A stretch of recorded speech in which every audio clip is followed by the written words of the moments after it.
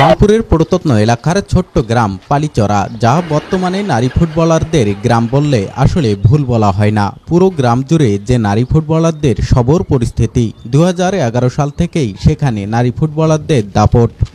এই গ্রাম থেকে উঠে আসে বর্তমান জাতীয় দল ও বিভিন্ন বয়সভিত্তিক দলে খেলছেন 9 ফুটবলার। সম্প্রতি 8 বিভাগের 40 জন খেলোয়াড় থেকে সেরা 11 জন খেলোয়াড় বাছাই করে বিকেএসপি। এর মধ্যে 4 জনেই পালিচরার, আর জাতীয় টিমে খেলার পর থেকেই এ 4 জনের নজর কেড়ে নিয়েছে সবার।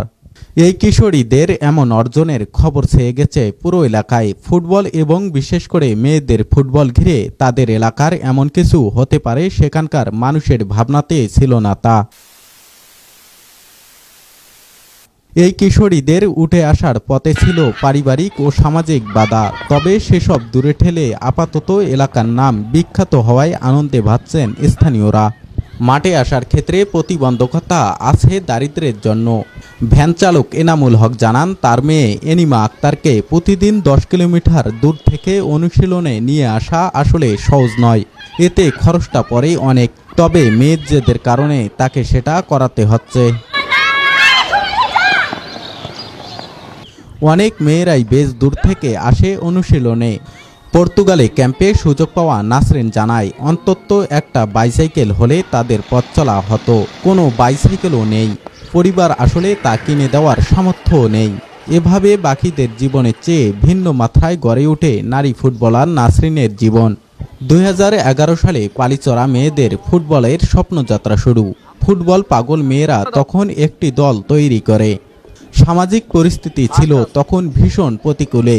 মেয়েরা ফুটবল খেলবে এটা মেনে নিতে পারছিল না অনেকেই। সব বাধার বিপক্ষে দাঁড়িয়ে নয়াপুকুর সরকারি প্রাথমিক বিদ্যালয়ের মাঠে 2011 সালে 11 জন মেয়েকে নিয়ে শুরু করা হয় খেলা। সে সময় মেয়েদের ফুটবলে ইতিবাচক ভূমিকা রাখায় স্থানীয় জাকির হোসেন জানান, কয়েক মাসের মধ্যে সংখ্যাটা বেড়ে যায় 21-এ।